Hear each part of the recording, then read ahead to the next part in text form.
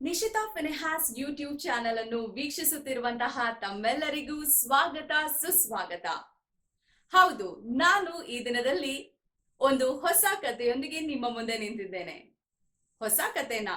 ಹಳೆ ಕಥೆನೇ ಬಿಡಿ. ಹೌದು, ಆಮೆ ಮತ್ತು ಮೊಲದ ಕತೆ, the hair and the tortoise. ಹೌದು, ನೀವೆಲ್ಲ ಈ ಕಥೆಯನ್ನು ಕೇಳಿದ್ದೀರಿ, ಹೌದಾ ಅಲ್ವಾ? ಆದ್ರೂ ನನ್ ಬಾಯಿಂದ ಇವತ್ತು ನೀವು ಈ ಕಥೆಯನ್ನು ಬೈಬಲ್ ಆಧಾರಿತವಾಗಿ ಹೇಗೆ ಅರ್ಥ ಮಾಡ್ಕೊಳ್ಳೋದು ಎಂಬುದಾಗಿ ತಿಳ್ಕೊಳ್ಳಿಕ್ಕಿದ್ದೀರಿ. ಈ ಮೊಲ ಯಾವಾಗ ನೋಡಿದ್ರು ಜಂಬ ಕೊಚ್ಕೊಳ್ಳುವಂತಹ ಪ್ರಾಣಿಯಾಗಿತ್ತು. ನಾನು ನಾನು ಹಾಗೆ, ನಾನು ಹೀಗೆ ಎಂಬುದಾಗಿ ಎಲ್ಲಾ ಪ್ರಾಣಿಗಳ ಹತ್ರ ಹೇಳ್ತಾನೆ ಇತ್ತು. ಆ ದಿನ ಏನೋ ತಪ್ಪಿ ಹೋಗಿ ಅಲ್ಲಿ ಆಮೆ ಬರ್ತಾ ಇತ್ತು. ಆಮೆಯನ್ನು ನೋಡಿ, ಒಂದ್ ಸ್ವಲ್ಪ ತಡಿ, ನಾನಿವತ್ತು ಎಷ್ಟು ವೇಗವಾಗಿ ಓಡ್ದೆ ಅನ್ನೋದು ಗೊತ್ತಾ ಎಂಬುದಾಗಿ ಹೇಳ್ತು. ಅದೇ ರೀತಿಯಾಗಿ ನಾನಿಷ್ಟು ಕ್ಯಾರೆಟ್ ತಿಂದೆ, ನಾನು ಅದು ಮಾಡಿದೆ, ನಾನು ಇದು ಮಾಡಿದೆ ಎಂಬುದಾಗಿ ತನ್ನ ಹೊಗಳಿಕೆಯ ಲಿಸ್ಟ್ ಅನ್ನೇ ಹೇಳ್ತಾ ಹೋಯ್ತು. ಆಮೆಗೂ ಕೂಡ ಕೇಳಿ ಕೇಳಿ ಸಾಕಾಯ್ತು. ಕೇಳ್ತಾ ಕೇಳ್ತಾ ಸಪ್ಪೆ ಮೊರೆ ಹಾಕೊಳ್ತು. ಇದನ್ ನೋಡಿದ ಮೊಲಕ್ಕೆ ಇನ್ಸಲ್ಟ್ ಆಯ್ತು. ನಾನು ನನ್ನ ಬಗ್ಗೆ, ನಾನ್ ಮಾಡಿದ ಎಲ್ಲಾ ವಿಷಯಗಳ ಬಗ್ಗೆ ಹೇಳ್ತಾ ಇದ್ದೇನೆ, ಈ ಆಮೆ ನನ್ಗೆ ಕಿವಿನೇ ಕೊಡ್ತಾ ಇಲ್ಲ ಎಂಬುದಾಗಿ ಸಿಟ್ಟಿನಿಂದ ಕೇಳ್ತು. ನಾನು ಆವಾಗ್ನಿಂದ ನಾನ್ ಮಾಡಿದನು ಹೇಳ್ತಾ ಇದ್ದೇನೆ, ನೀನ್ ನೋಡಿದ್ರೆ ಇಂಟ್ರೆಸ್ಟೇ ಇಲ್ಲದಿದ್ದವರಾಗೆ ಮುಖ ಸಪ್ಪೆ ಮಾಡ್ಕೊಂಡು ಕೂತ್ಕೊಳ್ಳಿದ್ಯಾ, ನಾನೇನು ಸುಳ್ಳು ಹೇಳ್ತಾ ಇದ್ದೇನೆ ಎಂಬುದಾಗಿ ಅನ್ಕೊಂಡಿದ್ಯಾ ಎಂಬುದಾಗಿ ಕೇಳಿತು. ಆಮೆ ಇನ್ನೇನು ಉತ್ತರ ಕೊಡ್ತದೆ ಎಂಬುದಾಗಿ ಹೇಳುವಾಗ ಮೊಲ ಹೇಳ್ತು, ಬಿಡು ಬಿಡು, ನೀನೇನು ಹೇಳುವ ಅಗತ್ಯ ಇಲ್ಲ, ನಾನ್ ನಿನಗೆ ಅದನ್ನು ಸಾಬೀತುಪಡಿಸಿ ತೋರಿಸ್ತೇನೆ. ನಾನು ಎಷ್ಟು ವೇಗವಾಗಿ ಓಡಬಲ್ಲೆ ಎಂಬುದಾಗಿ ನಿನಗೆ ತೋರಿಸ್ತೇನೆ. ನಿನ್ ಜೊತೆ ರನ್ನಿಂಗ್ ರೇಸ್ ಮಾಡ್ತೇನೆ, ನೀನೇ ನೋಡು ನಾನು ಎಷ್ಟು ವೇಗವಾಗಿ ಓಡಬಲ್ಲೆ ಎಂಬುದಾಗಿ. ಆಮೆ ಇನ್ನೇನು ಬೇಡ ಬೇಡ ಅನ್ನುವಷ್ಟರಲ್ಲಿ, ಇಲ್ಲ ಬಾ ನಾವು ರೇಸ್ ಮಾಡುವ ಎಂಬುದಾಗಿ ಕರೆದುಕೊಂಡೇ ಹೋಯ್ತು. ಇಬ್ರು ಒಟ್ಟಾಗಿ ಸ್ಟಾರ್ಟಿಂಗ್ ಪಾಯಿಂಟ್ ಯಾವ ದಾರಿಯಾಗಿ ಹೋಗ್ಬೇಕು, ಅದೇ ರೀತಿ ಫಿನಿಶಿಂಗ್ ಪಾಯಿಂಟ್ ಯಾವುದು ಎಂಬುದಾಗಿ ಡಿಸೈಡ್ ಮಾಡಿದ್ರು. ನಿಮ್ಗೆ ಗೊತ್ತಿರ್ಲಿ ಅಂತೇಳಿ ಒಂದ್ ವಿಷಯ ಹೇಳ್ತೇನೆ. 60 ಕಿಲೋಮೀಟರ್ ಪ್ರತಿ ಗಂಟೆಯ ವೇಗದಲ್ಲಿ ಓಡಬಲ್ಲಂತಹ ಪ್ರಾಣಿಯಾಗಿದೆ. ನಾನ್ ಹೇಳ್ತಾ ಇದ್ದೇನೆ, 60 ಕಿಲೋಮೀಟರ್ ಪ್ರತಿ ಗಂಟೆ ಅಷ್ಟು ವೇಗವಾಗಿ ಓಡಬಲ್ಲಂತಹ ಮೊಲ ಆಮೆ ಜೊತೆ. ಈ ಆಮೆಯ ವೇಗ ಎಷ್ಟು ಎಂಬುದಾಗಿ ನೋಡುವಾಗ 0.63 0.63 ಮೈಲು ಪ್ರತಿ ಗಂಟೆ ಅಷ್ಟೇ. ಸ್ಲೋ ನಡಿಗೆಯಲ್ಲಿ ಹೋಗುವಂತಹ ಆಮೆಯ ಜೊತೆ ಕಾಂಪಿಟಿಷನ್. ಹೌದು, ರನ್ನಿಂಗ್ ರೇಸ್ಗೆ ಎಲ್ಲಾ ತಯಾರಿ ಮಾಡಿ ಆಯ್ತು. ಇಬ್ರು ಕೂಡ ಸ್ಟಾರ್ಟಿಂಗ್ ಪಾಯಿಂಟ್ ಅಲ್ಲಿ ನಿಲ್ಲುವಂತಹ ಸಮಯ. ಇವರಿಬ್ಬರ ವೇಗ ಕಂಪ್ಯಾರಿಸನ್ ಮಾಡ್ಲಿಕ್ಕೆ ಸಾಧ್ಯ ಇದೆಯಾ? 60 ಕಿಲೋಮೀಟರ್ ಪ್ರತಿ ಗಂಟೆ 0.63 ಮೈಲು. ಆದ್ರೂ ಕೂಡ ಮೊಲಕ್ಕೆ ತಾನು ಎಷ್ಟು ವೇಗವಾಗಿ ಓಡಬಲ್ಲೆ, ತನ್ನ ಎಬಿಲಿಟಿ ಏನು ಎಂಬುದಾಗಿ ಆಮೆಗೆ ತೋರಿಸ್ಬೇಕಿತ್ತು. ತನ್ನ ಎಬಿಲಿಟಿಯನ್ನು ಪ್ರದರ್ಶನ ಮಾಡುವುದರಲ್ಲಿ ಮೊಲ ನಂಬರ್ 1. ಆದ್ರಿಂದ ಇಬ್ರು ಕೂಡ ರೇಸಿಗೆ ತಯಾರಾಗಿ ನಿಂತ್ರು. ಆಮೆಗೂ ಕೂಡ ಏನು ಹೇಳಲಿಕ್ಕಾಗ್ಲಿಲ್ಲ. ಓಕೆ ಸರಿ, ರನ್ನಿಂಗ್ ರೇಸ್ ಅಂತೂ ಮಾಡಿಯೇ ಬಿಡ್ವಾ ಎಂಬುದಾಗಿ ಇಬ್ರು ಕೂಡ ಸ್ಟಾರ್ಟಿಂಗ್ ಪಾಯಿಂಟ್ ಅಲ್ಲಿ ನಿಂತ್ಕೊಂಡ್ರು. ಮೊಲ ತಾನು ಎಷ್ಟು ವೇಗವಾಗಿ ಓಡಬಲ್ಲೆ ಎಂಬಂತಹ ಅಹಂಭಾವದಿಂದ ಆ ಸ್ಟಾರ್ಟಿಂಗ್ ಪಾಯಿಂಟ್ ಅಲ್ಲಿ ನಿಂತಿತು. ಆದರೆ ಈ ಆಮೆ ಎಲ್ಲಾ ಕೆಲಸಗಳನ್ನು ಮಾಡುವಲ್ಲಿ ತನ್ನ ಸಮರ್ಪಣೆಯ ಭಾವದೊಂದಿಗೆ ಆ ಸ್ಟಾರ್ಟಿಂಗ್ ಪಾಯಿಂಟ್ ಅಲ್ಲಿ ನಿಂತಿತು ಎಂಬುದಾಗಿ ನೋಡ್ತೇವೆ. ಇನ್ನೇನು ಓಡ್ಬೇಕು ಅನ್ನುವಾಗ ರನ್ನಿಂಗ್ ರೇಸಿಗೆ ತಯಾರಾಗಿ ನಿಂತಿರುವಂತಹ ಆಮೆಯನ್ನು ನೋಡುವಾಗ ಮೊಲಕ್ಕೆ ಜೋರಾಗಿ ನಗು ಬಂತು. ಅದು ಬಿದ್ದು ಬಿದ್ದು ನೆಗಾಡಿತು. ಹೇಗೆ ನಿಂತಿದ್ದಾನೆ ನೋಡು ರನ್ನಿಂಗ್ ರೇಸ್ಗೆ, ತಾನೇ ವಿನ್ ಆಗುವ ಹಾಗೆ ಅನ್ನುತ್ತಾ ಜೋರಾಗಿ ನೆಗಾಡ್ಲಿಕ್ಕೆ ಶುರು ಮಾಡಿತು. ಆದ್ರೂ ಕೂಡ ಆಮೆ ಕುಂದಿ ಹೋಗ್ಲಿಲ್ಲ. ತಾನು ಯಾವ ಕೆಲಸವನ್ನು ಮಾಡ್ಬೇಕೋ ಅದಕ್ಕೋಸ್ಕರ ತಯಾರಾಗಿ ನಿಂತಿದ್ದ ಆಮೆ ಸ್ಟಾರ್ಟಿಂಗ್ ಪಾಯಿಂಟ್ ಅಲ್ಲಿ ಸ್ಥಿರವಾಗಿ ನಿಂತಿತು. ಹೀಗೆ ರನ್ನಿಂಗ್ ರೇಸ್ ಸ್ಟಾರ್ಟ್ ಆಯ್ತು. ಆಮೆ ತನ್ನ ಮೆಲ್ಲನ ನಡಿಗೆಯೊಂದಿಗೆ ಒಂದು ಪಾದವನ್ನು ಇಡಬೇಕು ಅನ್ನುವಷ್ಟರಲ್ಲಿ ನಮ್ಮ ಮೊಲ ಹೈ ಸ್ಪೀಡ್ ಅಲ್ಲಿ ಆ ದಾರಿಯಾಗಿ ಓಡಿತು. ಹೌದು, ಸ್ವಲ್ಪ ಮುಂದೆ ಹೋಗಿ ಹಿಂದೆ ತಿರುಗಿ ನೋಡಿತು. ನೋಡುವಾಗ ಆಮೆ ಇನ್ನೂ ಸ್ಟಾರ್ಟಿಂಗ್ ಪಾಯಿಂಟ್ ಅಲ್ಲೇ ಇದೆ.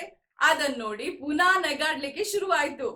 ಹೌದು, ಮೊಲ ಹಿಂದೆ ತಿರುಗಿ ನೋಡಿದ್ರು ಕೂಡ ಇನ್ನು ವೇಗವಾಗಿ ನಾನು ಇವನಿಗೆ ಪ್ರೂವ್ ಮಾಡಿ ತೋರಿಸ್ತೇನೆ ನಾನೆಷ್ಟು ಹೈ ಸ್ಪೀಡ್ ಅಲ್ಲಿ ಓಡಬಲ್ಲೆ ಎಂಬುದಾಗಿ ಇನ್ನೂ ಕೂಡ ವೇಗವಾಗಿ ಓಡಿತು ಎಂಬುದಾಗಿ ನೋಡ್ತೇವೆ. ಇನ್ನೇನು ಫಿನಿಶಿಂಗ್ ಪಾಯಿಂಟ್ ಮುಂದೆ ಇದೆ ಅನ್ನುವಾಗ ಪುನಃ ಹಿಂದೆ ತಿರುಗಿ ನೋಡಿತು. ನೋಡುವಾಗ ಆಮೆ ಅಲ್ಲಿಲ್ಲ. ಆಮೆ ಇನ್ನೂ ಕೂಡ ಸ್ಲೋ ಆಗಿ ನಡೀತಾ ಬರ್ತಾ ಇತ್ತು. ನಾನು ಮೊದಲೇ ಹೇಳಿದ ಹಾಗೆ ಮೊಲಕ್ಕೆ ತನ್ನ ಸ್ಪೀಡ್ ನ ಬಗ್ಗೆ ಆಮೆಗೆ ಪ್ರದರ್ಶನ ಕೊಡ್ಬೇಕಿತ್ತು.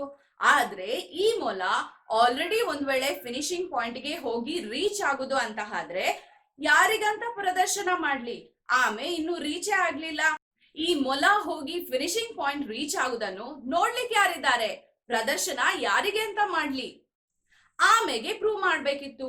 ಆಮೆನೆ ನೋಡ್ಲಿಕ್ಕಿಲ್ಲ ಅಂತ ತಿಳಿದುಕೊಂಡು ಆಮೆ ಬರುವ ತನಕ ವೇಟ್ ಮಾಡ್ತೇನೆ.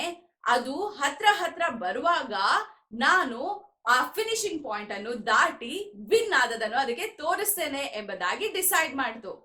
ಸ್ವಲ್ಪ ಹೊತ್ತು ಕಾದಿತ್ತು. ಆಮೆ ಈಗ ಬರ್ಬೋದು ಮತ್ತೆ ಬರ್ಬೋದು ಎಂಬುದಾಗಿ. ಆಮೆ ಬರ್ಲಿಲ್ಲ. ಆಮೆ ಮೆಲ್ಲಾನೆ ನಡ್ಕೊಂಡೇ ಬರ್ತಾ ಇತ್ತು. ಸುಸ್ತಾದ ಮೊಲ ಆಚೆ ಈಚೆ ನೋಡಿತು. ಅಲ್ಲಿ ನೋಡಿದ್ರೆ ಕ್ಯಾರೆಟ್ ಇತ್ತು. ಹೋಗಿ ಒಂದು ಕ್ಯಾರೆಟ್ ಅನ್ನು ತೆಗೆದುಕೊಂಡು ಬಂದು ತಿಂತಾ ಕೂತ್ಕೊಳ್ತು. ಇನ್ನೂ ಬರ್ಲಿಲ್ಲ. ಮತ್ತೊಂದು ಕ್ಯಾರೆಟ್ ತಗೊಂಡ್ ಬಂದು ಮರದಡಿ ಹೋಗಿ ಕೂತ್ಕೊಂಡು ತಿಂತಾ ಕೂತ್ಕೊಳ್ತು. ಮತ್ತೇನು ಆಮೆ ಬರ್ಲಿಲ್ಲ. ನೋಡಿತು ಮತ್ತೊಂದು ಕ್ಯಾರೆಟ್ ತಗೊಂಡ್ ಬಂದು ತಿಂದಿತು. ತಿಂತಾ ಇರುವಷ್ಟರಲ್ಲೇ ಜೋರ್ ನಿದ್ದೆ ಬರ್ಲಿಕ್ಕೆ ಶುರುವಾಯ್ತು. ಹೇಗೂ ಈ ಆಮೆ ಬರುದು ಅಷ್ಟ್ರಲ್ಲೇ ಇದೆ. ನಾನೊಂದು ಸಣ್ಣ ನಿದ್ದೆ ಮಾಡಿ ಹೇಳ್ತೇನೆ. 10 ನಿಮಿಷ. ಈ ಆಮೆ ಬರ್ಲಿಕ್ಕೆ 1 ಗಂಟೆ ಬೇಕು. ನಾನ್ 10 ನಿಮಿಷದಲ್ಲಿ ಒಂದ್ ಸಣ್ಣ ನಿದ್ದೆ ಮಾಡಿ ಎದ್ಬಿಡ್ತೇನೆ ಎಂಬುದಾಗಿ ಆ ಮರದ ಕೆಳಗೆ ಮಲ್ಕೊಳ್ತು.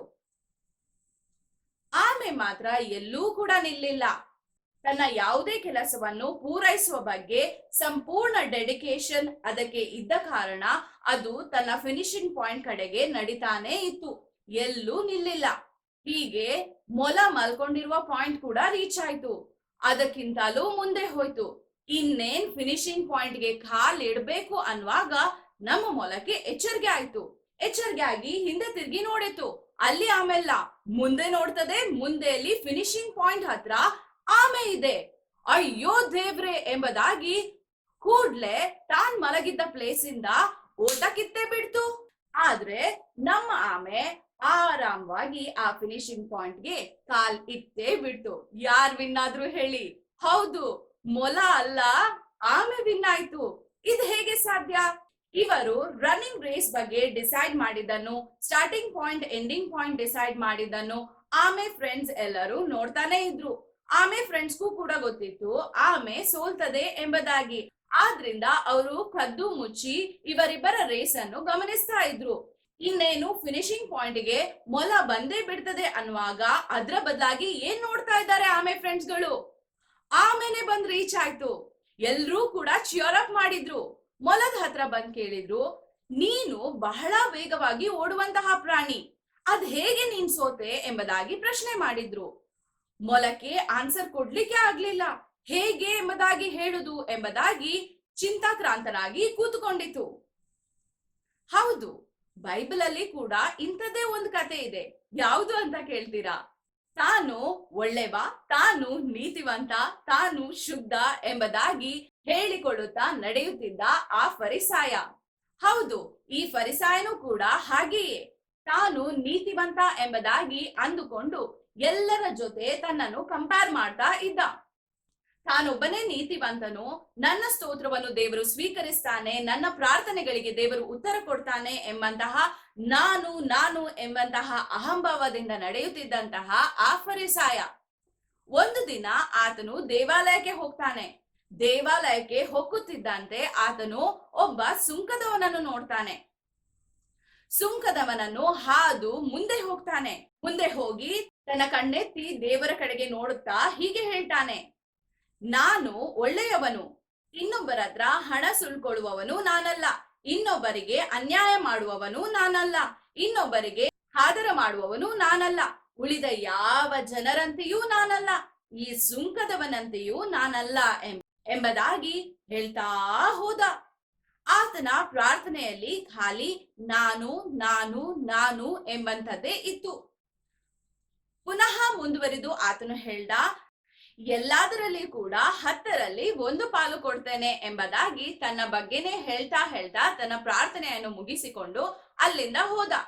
ಆದ್ರೆ ಈ ಸುಂಕದವ, ದೇವರು ಪರಿಶುದ್ಧನು, ಆತನು ಸರ್ವಶಕ್ತನು, ಆತನು ನನ್ನನ್ನು ನೋಡ್ತಾ ಇದ್ದಾನೆ, ನಾನು ಜೀವಿತ ನಡೆಸುವಾಗ ಅನೇಕ ತಪ್ಪುಗಳನ್ನು ಮಾಡಿರ್ಬಹುದು, ನಾನು ಪಾಪಿ ಎಂಬುದಾಗಿ ದೇವರ ಕಡೆ ಕಣ್ಣೆತ್ತಿ ನೋಡುವುದಕ್ಕೂ ಮನಸ್ಸಿಲ್ಲದೆ ಆತನು ಬಗ್ಗಿಕೊಂಡು ಎದೆ ಬಡೆದುಕೊಳ್ಳುತ್ತಾ, ದೇವರೇ, ಪಾಪಿಯಾದ ನನ್ನನ್ನು ಕ್ಷಮಿಸು, ನನ್ನನ್ನು ಕರುಣಿಸು ಎಂಬುದಾಗಿ ಅಳುತ್ತಾ ಪ್ರಾರ್ಥಿಸಿದನು ಎಂಬುದಾಗಿ ನೋಡ್ತೇವೆ. ನಮ್ಮ ದೇವರಿಗೆ ಕುಗ್ಗಿದ ಮನಸ್ಸೇ ಇಷ್ಟ. ದೇವರ ವಾಕ್ಯ ಹೇಳುವಂತೆ ಕುಗ್ಗಿದ ಮನಸ್ಸೇ ದೇವರಿಗೆ ಇಷ್ಟ ಯಜ್ಞ ಎಂಬಂತೆ ದೇವರು ಈ ಸುಂಕದವನ ಪ್ರಾರ್ಥನೆಗೆ ಉತ್ತರ ಕೊಟ್ಟನು. ಈ ಸುಂಕದವನು ನೀತಿವಂತನು ಎಂಬುದಾಗಿ ನಿರ್ಣಯಿಸಲ್ಪಟ್ಟನು. ಆದರೆ ಫರಿಸಾಯನು ಹಾಗೆ ನಿರ್ಣಯಿಸಲ್ಪಡಲಿಲ್ಲ ಎಂಬುದಾಗಿ ಸತ್ಯವೇದದಲ್ಲಿ ನೋಡ್ತೇವೆ. ಆಮೆ ಮತ್ತು ಮೊಲ ಜೀವಿತದಲ್ಲಿಯೂ ಕೂಡ ಇದೇ ನಡೆಯಿತು. ಮೊಲ ತನ್ನ ಹತ್ರ ಇರುವಂತಹ ಎಲ್ಲಾ ಎಬಿಲಿಟಿಗಳ ಬಗ್ಗೆ ಅಹಂಭಾವ ತೋರಿಸ್ತಾ ಇತ್ತು. ದೇವರು ಅದಕ್ಕೆ ವೇಗವಾಗಿ ಓಡುವಂತಹ ಎಬಿಲಿಟಿ ಕೊಟ್ಟಿರ್ಬಹುದು, ಆದ್ರೆ ಆಮೆಗೆ ಇನ್ನೊಂದೇ ತರದಂತಹ ಎಬಿಲಿಟಿ ಕೊಟ್ಟಿರ್ತಾರೆ. ಅದೇ ರೀತಿ ಬೇರೆ ಬೇರೆ ಪ್ರಾಣಿಗಳಿಗೆ ಬೇರೆ ಬೇರೆ ರೀತಿಯಾದಂತಹ ಎಬಿಲಿಟಿಗಳು ಇರ್ತದೆ. ಆದ್ರೆ ಈ ಮೊಲ ತನ್ನ ಹತ್ರ ಇರುವ ಎಬಿಲಿಟಿಯ ಬಗ್ಗೆ ಅಹಂಕಾರ ತೋರಿಸಿತು. ಅಹಂಭಾವದಿಂದ ತನ್ನನ್ನು ತಾನು ಪ್ರದರ್ಶಿಸ್ತಾ ಇತ್ತು. ಆದ್ರಿಂದಲೇ ಅದು ಜೀವನದಲ್ಲಿ ಸೋತು ಹೋಯ್ತು ಎಂಬುದಾಗಿ ನೋಡ್ತೇವೆ. ಆದ್ರೆ ಆಮೆ ತಾನು ಎಷ್ಟು ಸ್ಲೋ ಆಗಿ ನಡಿತೇನೆ ಎಂಬುದಾಗಿ ಗೊತ್ತಿದ್ರೂ ಕೂಡ ತಾನು ಕೆಲಸ ಪೂರೈಸಬೇಕು ಎಂಬಂತಹ ಸಮರ್ಪಣೆ ಭಾವದೊಂದಿಗೆ ತನ್ನ ದಾರಿಯಲ್ಲಿ ನಡೆದ್ರಿಂದ ಅದು ವಿನ್ ಆಯ್ತು. ನಮ್ಮ ಜೀವಿತದಲ್ಲಿಯೂ ಕೂಡ ಹಾಗೆ ನಾವು ತುಂಬಾ ಒಳ್ಳೆಯವರಾಗಿರ್ಬಹುದು, ನಮಗೆ ಬೇರೆ ಬೇರೆ ಎಬಿಲಿಟಿ ಇರ್ಬೋದು. ನೀವು ಮ್ಯೂಸಿಕ್ ಬಾರಿಸಬಹುದು, ನೀವು ಸಿಂಗಿಂಗ್ ಮಾಡಬಹುದು, ನೀವು ಡ್ರಾಯಿಂಗ್ ಅಲ್ಲಿ ಹುಷಾರಿರ್ಬಹುದು, ಅಥವಾ ಒಳ್ಳೆ ಮಾರ್ಕ್ಸ್ ತೆಗೆದುಕೊಳ್ತಾ ಇರಬಹುದು. ನಿಮ್ಮನ್ನು ಎಲ್ಲರೂ ಸಹ ನೀನು ತುಂಬಾ ಇಂಟೆಲಿಜೆಂಟ್, ನೀವು ತುಂಬಾ ಜ್ಞಾನಿ ಎಂಬುದಾಗಿ ಹೇಳ್ತಾ ಇರಬಹುದು. ಆದ್ರೆ ಇದೆಲ್ಲವನ್ನು ದೇವರು ಕೊಟ್ಟದ್ದು ಎಂಬುದಾಗಿ ನಾವು ಮರಿಬಾರ್ದು. ದೇವರು ನಮ್ಗೆ ಏನ್ ಕೊಟ್ರು ಕೂಡ ಅದು ಒಳ್ಳೆಯದಕ್ಕಾಗಿಯೇ ಕೊಟ್ಟಿರ್ತಾರೆ. ಆದ್ರಿಂದ ನಾವು ಅದನ್ನೆಲ್ಲ ಒಳ್ಳೆಯದಕ್ಕಾಗಿ ಉಪಯೋಗಿಸ್ಬೇಕು. ಇನ್ನೊಬ್ರನ್ನು ಹೀನೈಸಬಾರ್ದು, ಇನ್ನೊಬ್ರಿಗೆ ನಮ್ಮ ಎಬಿಲಿಟಿಯ ಮುಖಾಂತರ ನೋವು ತರಬಾರ್ದು. ನಾವು ಎಲ್ಲರನ್ನು ಪ್ರೀತಿ ಭಾವದಿಂದ ಸಮಾನತೆಯಿಂದ ನೋಡ್ಬೇಕು. ಹೌದು, ದೇವರು ನಿಂಗೆ ಮ್ಯೂಸಿಕ್ ಅಲ್ಲಿ ನಾಲೆಜ್ ಕೊಟ್ಟಿದ್ರೆ ಇನ್ನೊಬ್ರಿಗೆ ಸಿಂಗಿಂಗ್ ಅಲ್ಲಿ ಕೊಟ್ಟಿರ್ತಾರೆ, ಇನ್ನೊಬ್ರಿಗೆ ಸಿಂಗಿಂಗ್ ಅಲ್ಲಿ ಕೊಟ್ಟಿದ್ರೆ ಮತ್ತೊಬ್ರಿಗೆ ಡ್ರಾಯಿಂಗ್ ಅಲ್ಲಿ ಕೊಟ್ಟಿರ್ಬೋದು, ಇನ್ನೊಬ್ರಿಗೆ ಸ್ಪೋರ್ಟ್ಸ್ ಅಲ್ಲಿ ಕೊಟ್ಟಿರ್ಬೋದು. ಹೀಗೆ ಪ್ರತಿಯೊಬ್ಬರಿಗೂ ಏನೇನ್ ಬೇಕೋ ಅದನ್ನು ದೇವರು ಮೊದಲೇ ಕೊಟ್ಟಿರ್ತಾರೆ. ಆದ್ರಿಂದ ಅವರ ಎಬಿಲಿಟಿ ಏನು ಎಂಬುದಾಗಿ ನೋಡಿಕೊಂಡು ಅವರನ್ನು ಪ್ರೋತ್ಸಾಹಿಸಿಕೊಂಡು ಪ್ರೀತಿಯಿಂದ ನಡೆಯಬೇಕು. ನಾವು ಯಾವಾಗ್ಲೂ ನಾವೇ ವಿನ್ ಆಗ್ಬೇಕು ಅನ್ನುವಂತಹ ಭಾವನೆ ನಮ್ಮ ಹತ್ರ ಇರಬಾರ್ದು. ಹೌದು, ನಾವು ರನ್ನಿಂಗ್ ರೇಸ್ ಆಗಿರ್ಬೋದು, ಜೀವನದಲ್ಲಿ ಯಾವುದೇ ವಿಷಯಗಳು, ಯಾವುದೇ ಪರೀಕ್ಷೆಗಳು ಆಗಿರ್ಬೋದು, ವಿನ್ ಆಗ್ಬೇಕು ಎಂಬುದಾಗಿ ನಾವು ಹೊರಡ್ಬೇಕು. ಆದ್ರೆ ವಿನ್ನರ್ ಡಿಸೈಡ್ ಮಾಡೋದು ದೇವರ ಚಿತ್ತ. ಹೌದು, ದೇವರು ವಿನ್ನರ್ ಅನ್ನು ಸೆಲೆಕ್ಟ್ ಮಾಡ್ತಾನೆ. ಸಂಪೂರ್ಣ ಸಮರ್ಪಣೆಯೊಂದಿಗೆ, ಸಂಪೂರ್ಣ ಡೆಡಿಕೇಶನ್ ಒಂದಿಗೆ ನಾವು ಎಲ್ಲಾ ಕೆಲಸವನ್ನು ಮಾಡ್ತಾ ಇರ್ಬೇಕು. ನಮ್ಗೆ ದೇವರು ಎಷ್ಟು ಎಬಿಲಿಟಿ ಕೊಟ್ಟಿರ್ತಾರ ಅದ್ರ ಪ್ರಕಾರ ನಮ್ಗೆ ರಿಸಲ್ಟ್ ಬಂದೇ ಬರ್ತದೆ. ನಮ್ಗೆ ನಮ್ಮ ದೇವರು ತುಂಬಾ ಒಳ್ಳೇದು ಮಾಡಿದಾನೆ, ತುಂಬಾ ಎಬಿಲಿಟೀಸ್ ಕೊಟ್ಟಿದ್ದಾನೆ. ಈ ಸಮಯ ದೇವರಿಗೆ ಸ್ತೋತ್ರ ಸಲ್ಲಿಸುವಂತಹ ಸಮಯ, ಆತನ ಹತ್ರ ಪ್ರಾಮಿಸ್ ಮಾಡುವಂತಹ ಸಮಯ. ನನ್ನ ಯಾವ ಫ್ರೆಂಡ್ಸಿಗೂ ಕೂಡ ಬೇಜಾರಾಗುವ ಹಾಗೆ ಮಾತನಾಡುವುದಿಲ್ಲ. ನನ್ನ ಹತ್ರ ಏನ್ ಎಬಿಲಿಟಿ ಇದೆಯೋ ಅದನ್ನು ನಾನು ಎಲ್ಲರ ಒಳ್ಳೆಯದಕ್ಕಾಗಿ ಬಳಸ್ತೇನೆ ಎಂಬುದಾಗಿ ಹೇಳುವಂತಹ ಸಮಯ. ಆ ಎಬಿಲಿಟಿಯನ್ನು ದೇವರು ಕೊಟ್ಟದಕ್ಕಾಗಿ ದೇವರಿಗೆ ಸ್ತೋತ್ರ ಹೇಳುವಂತಹ ಸಮಯ. ಥ್ಯಾಂಕ್ ಯು ದೇವ್ರೆ, ನೀವು ಆ ಎಬಿಲಿಟಿ ನಮ್ಗೆ ಕೊಟ್ಟದಕ್ಕಾಗಿ ನಿಮಗೆ ಸ್ತೋತ್ರ. ಹೌದು, ಎಲ್ಲರಂದು ಪ್ರೀತಿಯಿಂದ ಕಾಣುವಂತದನ್ನು ನಾವು ಮರೆಯದೇ ಇರೋಣ. ಈ ದಿನದಲ್ಲಿ ನಾನ್ ನಿಮಗೆ ಮತ್ತೊಂದು ಟಾಸ್ಕ್ ಅನ್ನು ಕೊಡ್ಲಿಕ್ಕಿದ್ದೇನೆ. ಹೌದು, ಯೋಹಾನನ ಸುವಾರ್ತೆ 15ನೇ ಸಂಧಿ 12ನೇ ವಚನದಲ್ಲಿ ಒಂದು ವಾಕ್ಯ ಬರೆಯಲ್ಪಟ್ಟಿದೆ. ಆ ವಾಕ್ಯವನ್ನು ನೀವು ಬಾಯ್ಪಾಠ ಮಾಡ್ಬೇಕು. ಹೌದು, ಇದು ನಿಮಗೋಸ್ಕರ ಕೊಟ್ಟಿರುವಂತಹ ಬಾಯ್ಪಾಠ ವಚನ. ಚೆನ್ನಾಗಿ ಬಾಯ್ಪಾಠ ಮಾಡಿ. ಸಾಧ್ಯವಾದರೆ ನೀವು ಬಾಯ್ಪಾಠ ಹೇಳುವಾಗ ನಿಮ್ಮ ಪೇರೆಂಟ್ಸ್ ಹತ್ರ ಅದನ್ನು ರೆಕಾರ್ಡ್ ಮಾಡ್ಲಿಕ್ಕೆ ಹೇಳಿ. ಹೌದು, ನೀವು ಬಾಯ್ಪಾಠ ಹೇಳುವಂತಹ ಈ ವಚನವನ್ನು ರೆಕಾರ್ಡ್ ಮಾಡಿ ನಿಮ್ಮ ಪೇರೆಂಟ್ಸ್ ಹತ್ರ ಅದನ್ನು ನನ್ನ ಇಮೇಲ್ ಐಡಿಗೆ ಸೆಂಡ್ ಮಾಡ್ಲಿಕ್ಕೆ ಹೇಳಿ. ನನ್ನ ಇಮೇಲ್ ಐಡಿ ಹೀಗಿದೆ: mybible.mystudy@gmail.com. mybible.mystudy@gmail.com. ಇದಕ್ಕೆ ನೀವು ಬಾಯ್ಪಾಠ ಹೇಳಿದಂತಹ ವಿಡಿಯೋವನ್ನು ಸೆಂಡ್ ಮಾಡಿ.